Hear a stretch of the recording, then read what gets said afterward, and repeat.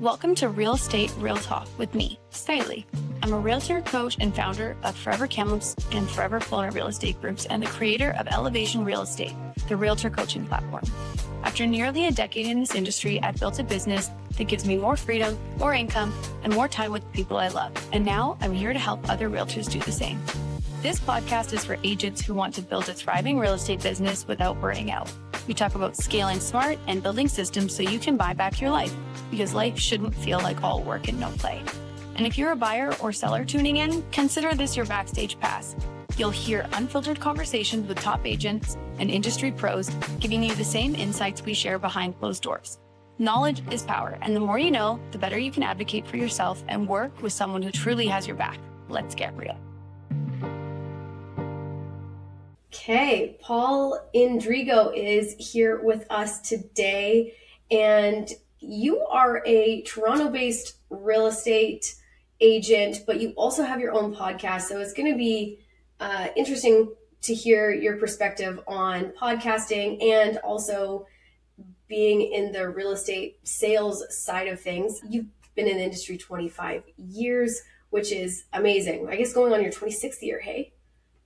26 years. So I can't wait to hear what failures and wins that you've had throughout your career, because 25 years is a long time to be in this industry, considering there's an 87% failure rate for agents getting in the first 3 to 5 years. So can you share with me a little bit about how you got into real estate? And then I'm going to pick your brain on your podcast and all the other good things.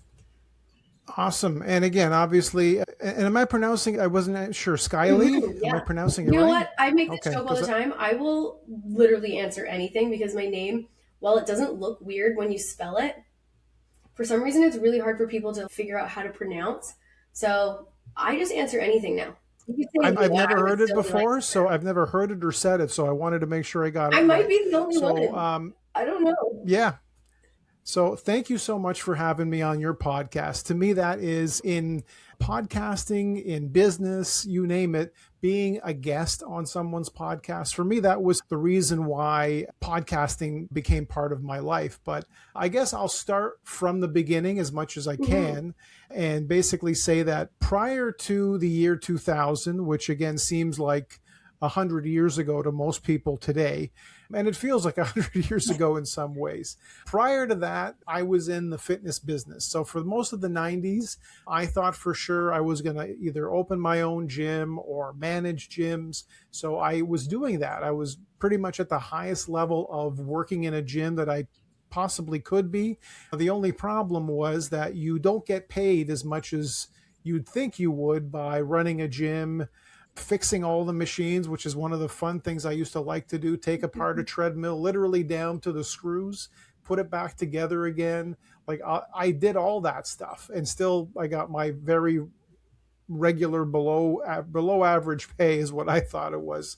So at a certain point, I just decided, I heard about people in real estate. I really liked the idea of buying and selling houses, and I had done so in 1998. I bought my first house and started my own investing. So once I bought a property and I started to get hooked, it was literally in the bloodstream. I was pretty much going to either become a real estate investor or a realtor. And the weird thing is, and you talked about sharing stories, not only did I get into sales, when I was in fitness, I got into sales because my manager told me that I wasn't any good at it. And literally it was because he said, you're more of someone that should be a personal trainer. You're not really suited for sales. You should just stick to that. And as soon as he said that, something in me, and this has been my pattern forever. So literally I said, just to spite you, I'm going to get really good at it. And that's exactly what I did. I ended up becoming the top membership salesperson in Canada at one point when I was working in the gym business. So because of that, literally because of that spark and getting into something else, obviously jumping into real estate in the year 2000 when I got my license, I was going into real estate, as I was telling you before we were on air, is that I was going in with an unfair advantage. And 2 or 3,000 people that I had met in the business and in the gym business. That was my database. So I got to start real estate. Again, this is anybody's listening. If you're in any hospitality business, if you're in any kind of a business where you meet a lot of people, it isn't, not every business is like that. You're not around thousands of people in every business. I would love to be around thousands of people. Maybe not. It was a lot of work in terms of the gym, but you're around a lot of people in the gym business. So because of that, I met just this really ridiculous amount of people every year, and I had their emails, their phone numbers, their addresses. I get invited to their house parties. This was in the 90s where I did all that stuff. So I made a lot of friends, still have a lot of them. But that was my jump from that into this business. And I hope I'm not taking over the questions too much. No, I love it. It's good stuff for sure. Yeah. So basically that was me getting into from one industry into another.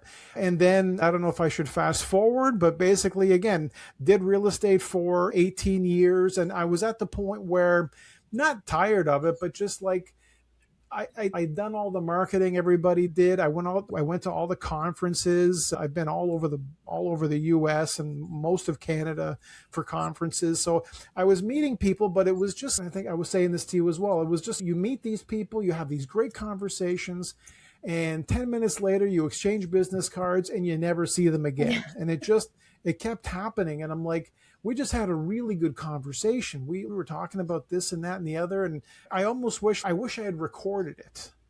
And I thought that to myself a few times. And then I'm like, wait a minute, there's a way to do it. And it wasn't nearly this polished. Even in 2018, I don't know if there was that many options. I just had my $9 microphone that I got from Canada Computers. I don't know if you have them in BC, but I just went down there. I said, just give me the cheapest microphone. I don't think I'm going to do this for long, so I'm not investing a lot of money. And I have a $70 microphone now. That was my huge upgrade. But back then it was just, I'm just going to start with this. I'm just going to tell stories, maybe talk about some of the experiences I've been through. Definitely, as you mentioned, failures.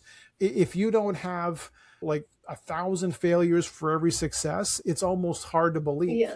Because again, you'll try a million different things with marketing, with postcards, with social media. You'll try a bunch of stuff. And for me anyways, a lot of it just is flatline. It just doesn't go anywhere. And then once in a while, you'll try something and boom, all that hard work pays off. But unfortunately, no one tells you or me when that payoff's going to be. So you literally just have to stay doing it long enough, which is a big part of it. For me, is just I've been doing it long enough where I guess I've learned to deal with the fact that there's going to be a bunch of failures, but if there's a few really good wins along the way, you're almost compensated for it in a way. Yeah, I love that you just kept going. And so you've been in real estate going on 26 years this year. Yeah. And sounds like your podcast has been about 16 years. Is that what you said? No, 2018. Okay, so just about seven years. I was going to say 8 years. Okay. Yeah, that's impressive though. Because again, you've like really persevered through things that people jump on board with and then give up on really quickly. So can you tell me a little bit about your mindset around when you jump into something? Because it does sound like you hold on and you persevere through, like you said, like the many failures and like trial and errors of things. And in this world that we're in right now, people give up so easily. Everyone wants this like instant gratification. And it's really differentiating between the people who are winning and the people who aren't. So what's your mindset about that? How do you just keep going when it's not that easy to just... No, and that's what it is. It's basically the sort of the rule where you get knocked down 7 times, you get up 8 times. I'm not sure what the exact saying is, but the whole issue about everything for me boils down to a lot of the stuff that I learned when I was in sports and a lot of the training principles, just basically how exercise works. And again, used to do it a lot more than I do now, but there's a certain level of consistency. So starting the podcast, I don't know where I got the idea, but I figured 3 days a week, 50 weeks a year. And that's what I put in front of myself for just exercise, for fitness. More, actually, no, it's not true. More isn't always better. But at the very least, even if I'm really busy, I'm going to try to do this 3 times a week for 50 weeks in a year. So I'll have, if it all goes well, I'll have 150 episodes of something.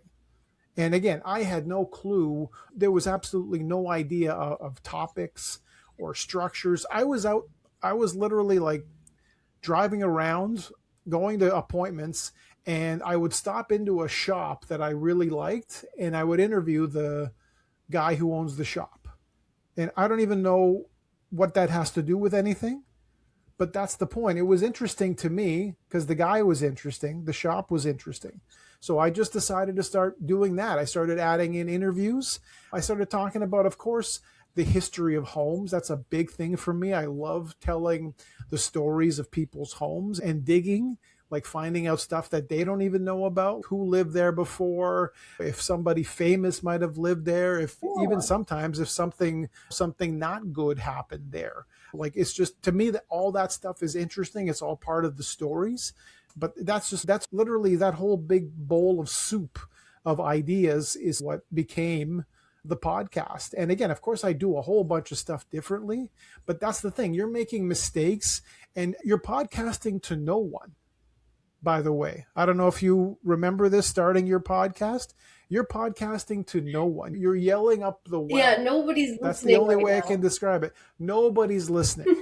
And in the beginning, for everybody, I'm telling you out there, if you're starting anything like this, no one's going to, even your in-laws don't want to hear your voice. Nobody wants to hear your voice. They don't hear it enough. So if you do it enough, eventually some people say, you know what, that's interesting. Maybe I'll listen again. And that's how it works. It just literally becomes 10 people, then 100, then 1,000, and then if all goes well, 10,000, and then 100,000. And then it gets really interesting once there's, that kind of stuff. Oh my gosh, you're making me laugh. I'm actually thinking, as you're saying this, I'm thinking about how I am a big talker.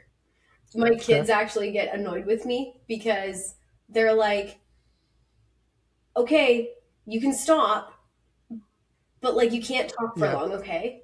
Like my 10-year-old is, how long are you going to stop and talk to this person for? Because I can just like continue on. So anyway, maybe the podcast is an avenue for you and I to talk. And it doesn't matter that no one's listening in the beginning. We're still going to enjoy talking. It's an absolutely great way if you've got, again, obviously things to say and people that you like to talk to, and definitely kids. Even when I was a kid, I didn't like seeing my parents at the grocery store talking to some neighbor for 20 minutes before we had to go home. It was torture to watch that. So I get it, as my kids would never probably, they don't understand why I do this, but they're older now. One of my kids is over 20. They get it now, but back then you've got little kids. They're not going to get exactly what mom does, but obviously you're doing it at a high enough level where you're doing it. Of course, you're doing some of it for work, but you're also doing really great at this. So I think that there's certain things that are just like in us, and that whatever business or job or career or whatever you're in, the thing that ends up lasting the longest and that you can push through is if you lean into the thing that you really enjoy doing.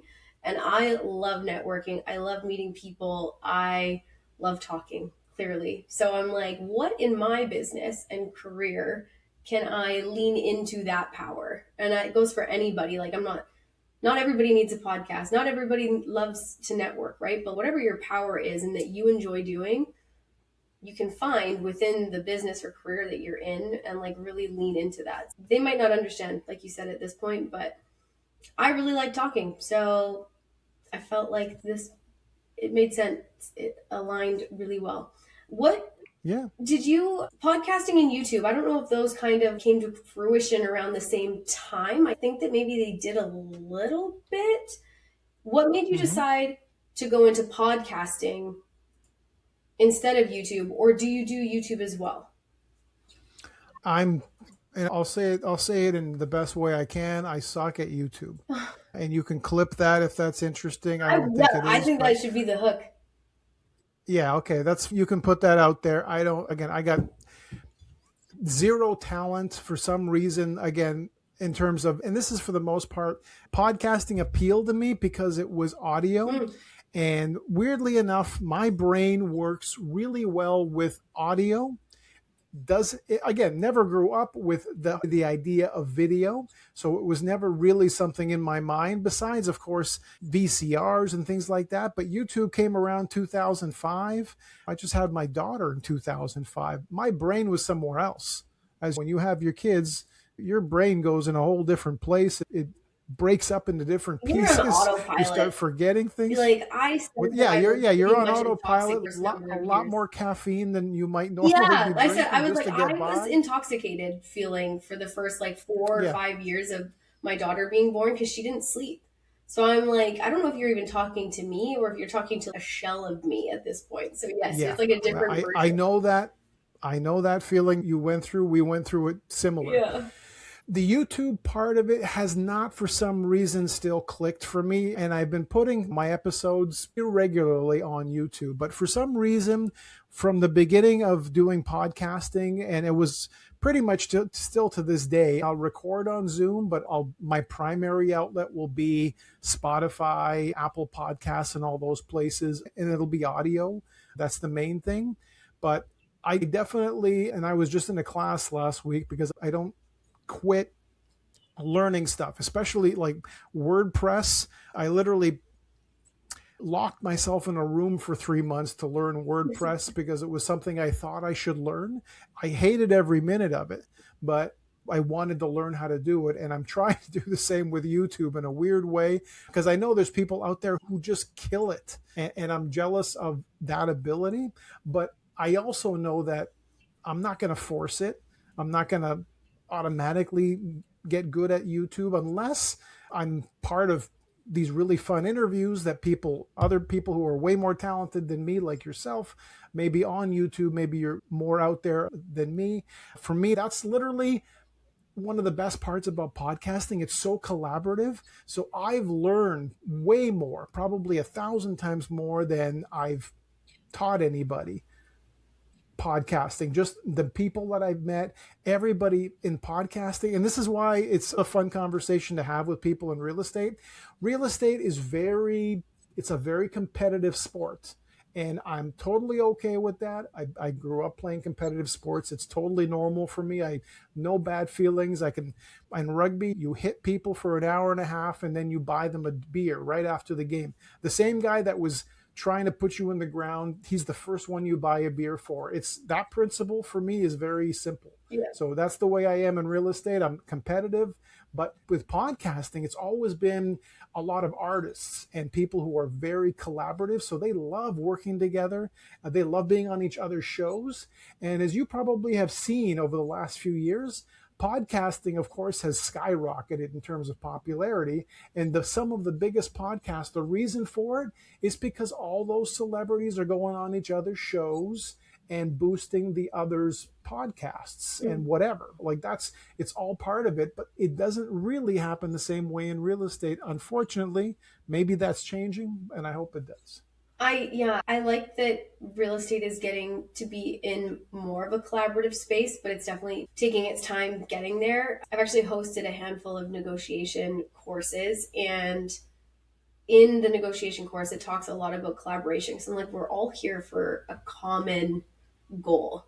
And there's so many people that get in and to the industry and come across quite aggressive or that it's like dog eat dog. And I'm like, everyone will win significantly more if we are more collaborative. So I'm happy that you're saying the same thing. You're like, we can do our job for our clients and get them the best deal possible, but then we still need to be able to buy a beer for the person on the other side because, again, we do have a common goal, right? Like you don't want to beat someone up and then leave them there with hard feelings because that's not going to help in the future. No, because again, you're probably going to see that person again. Exactly. And yes. The amount of people that like try to just stomp my head down, like in real estate, I don't mean in rugby. In rugby, it didn't matter. But in real estate, there's people that were trying to like literally stomp on my head with their shoes and thinking that they're never going to see me again. And clearly they didn't realize that none of that makes me quit. But what it does is it changes the dynamic. Obviously, I'm not going to be as collaborative as much as I want to be.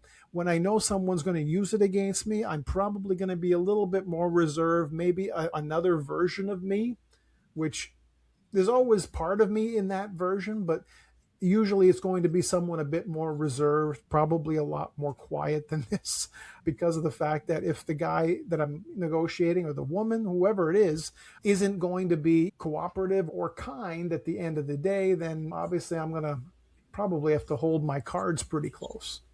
Yeah. No, I definitely Yeah. agree with that. And I am happy that it's moving more into a collaborative space. But I think that's also because there's so many of us that are saying, hey, we can do better.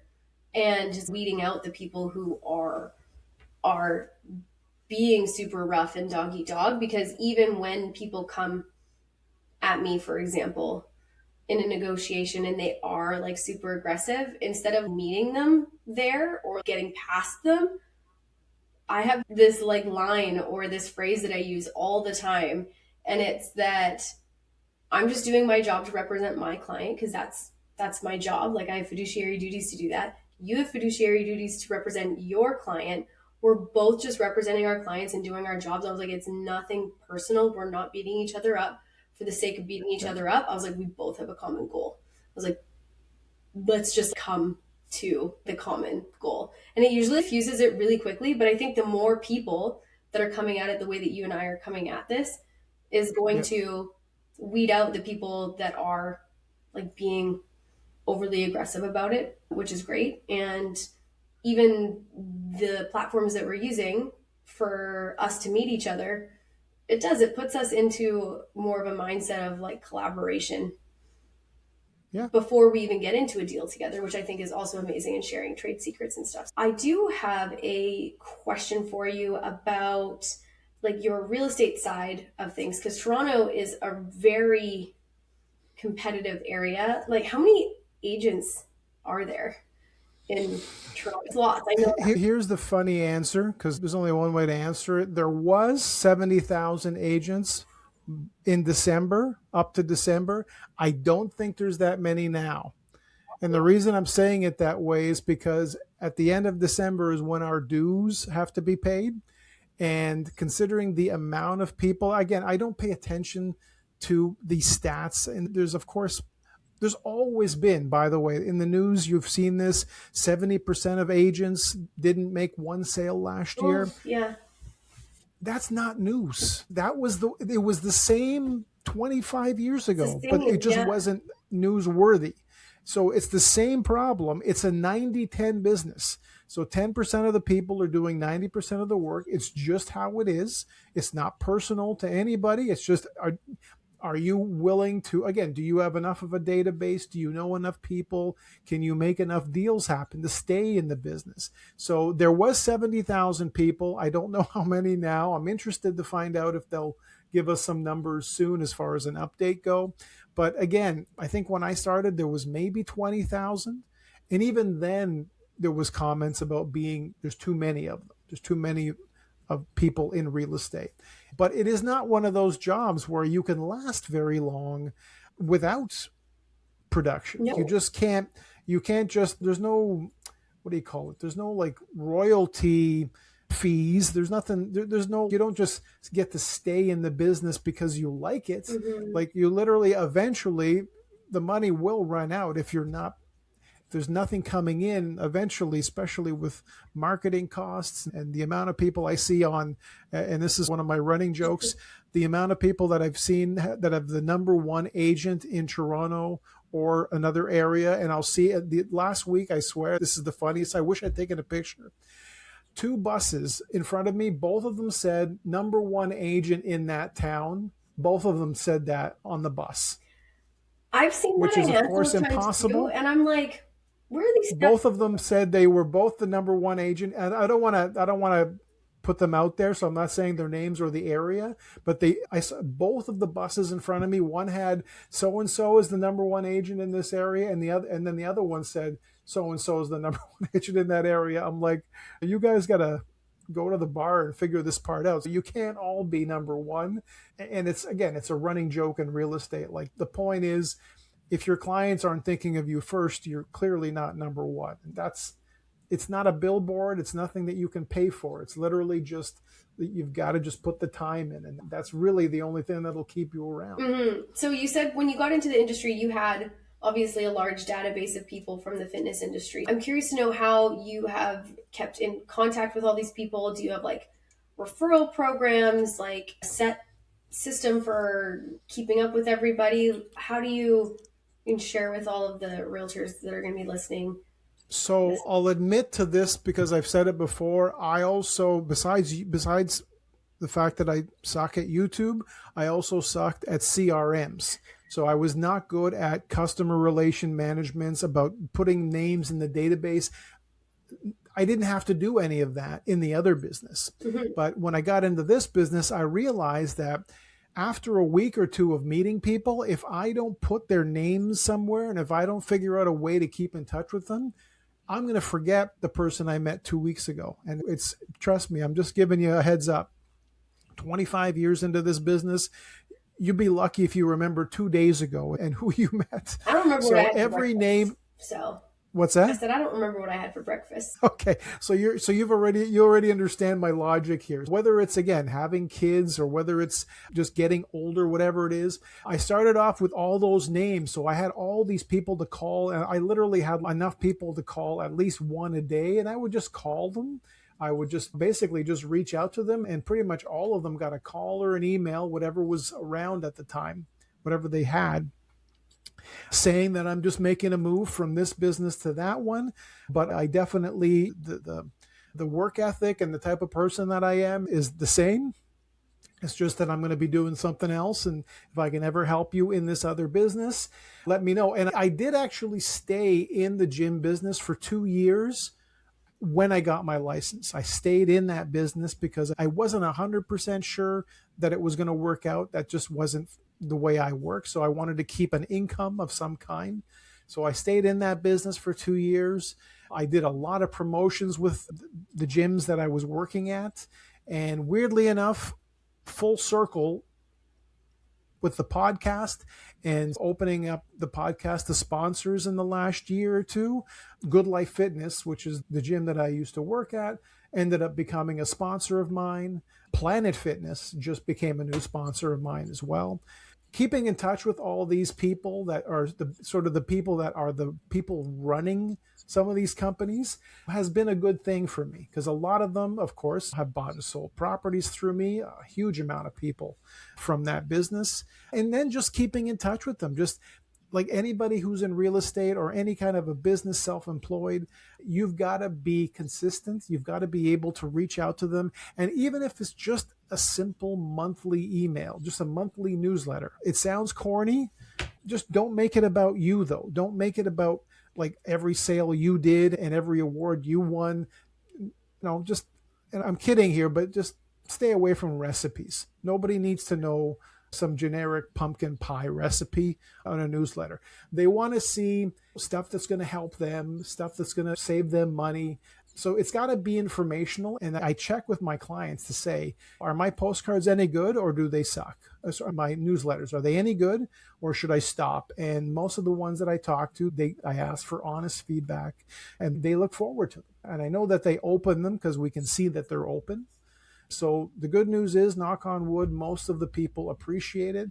And the ones that don't, they'll unsubscribe, but thankfully that's the smallest part of it. No, but I think the keeping in touch with people is so important. So I'm happy that you said that. And yeah, even just, again, a small touch point of a newsletter, right? Like I also really whatever you can commit to. Mm-hmm. Yeah.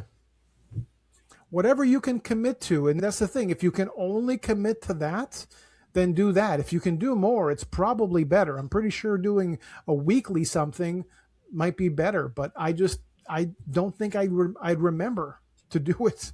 It would just get caught up in the to-do list of that week. Yeah. The consistency that we were talking about, and I think that you saying the fitness mindset, I've never thought about it that way, but you're right. Like anybody who is in the fitness world, they understand consistency.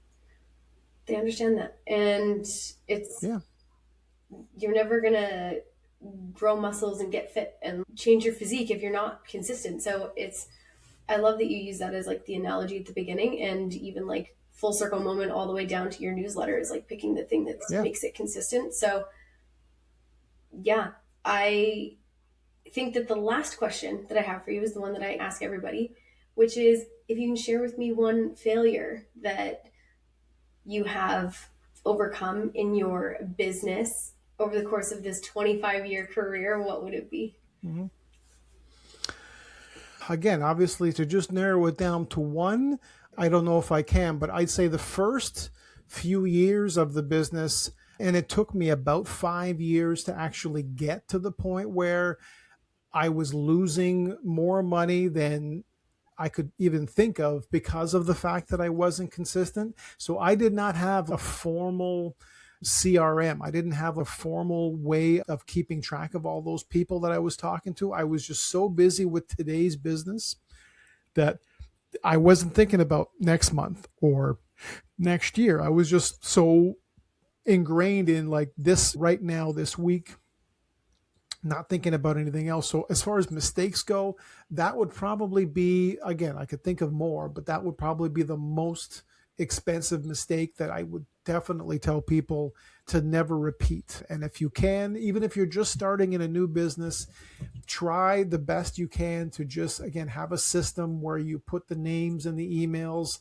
in some sort of a database, reach out to them as often as you can, as often as you feel comfortable doing it, but definitely don't think you're going to be able to remember all the people that you've met over the period of a month or a week, depending on how busy your week gets. Some weeks I'll be in touch with 25, 30 people, and it's not going to be easy to remember them at the end of the month. Again, as far as all of their names, all of their emails, unless I sit down on Sunday, which is what I call Database Sunday, and I just sit down on Sunday morning or whatever and make sure I put all those names and all the notes and everything into a database where I can look back at it in the future. Definitely the biggest mistake I made was taking 5 years to figure that out. I love that. And I remember when I first got in, I did something similar where I was like, I'm going to remember all these people, no problem. And then as it compounds, as compounding does, I was like, ooh, I'm dropping the ball hard. Yeah. It's very painful, especially when you start seeing your clients' names showing up in other places, meaning they're selling their house and you know the address and you see their name there. You're like, what the hell? Yeah. Why didn't they call me? It's because they forgot I existed. And this is not me personal, but this is just how people's minds work. After a year or 2 or 3 of not hearing from somebody, you assume they're out of the business. So I did that for a few years. So I luckily recovered from it, but it was not a mistake I would ever recommend. And again, I think you understand it. Yeah, no, I appreciate you sharing that. I think it's a great thing to remind everybody about. Do not do what Skyleigh and Paul have done and forget about a CRM. Yeah. Lesson to be learned. Thank you so much for coming on the podcast today, Paul. I appreciate our conversation so much. I have not had anyone talk about their podcast the way that you have. So the insight that you've shared is extremely valuable, and I hope everybody has learned a little something. I feel like if anybody can take one nugget out of any content that they watch, that's a win. So if you want to reach out to Paul, I'm going to put in the show notes, as per usual, all of the links to find him, but the main umbrella is going to be realestatepodcastshow.com, and then there are links within that website in order to go where it makes sense for you. So thank you again, Paul, and hopefully I can drag you onto the podcast again in the future to learn some more. I'd be honored if you let me. If I'm allowed on after this one, I'd love to be back again. Thanks so much for having me, Skyleigh. Yep. That's a wrap on this episode of Real Estate Real Talk. Whether you're an agent building your business or a buyer or seller trying to get the real story, thanks for being here. If this episode gave you clarity, confidence, or just something to talk about, I'd love for you to follow, rate, and share the show. It helps more people find these conversations. If you have questions or want to connect, head over to SkyleighMcCallum.com or come hang out with me on Instagram. Thanks for listening, and I hope you catch the next episode on Real Estate Real Talk.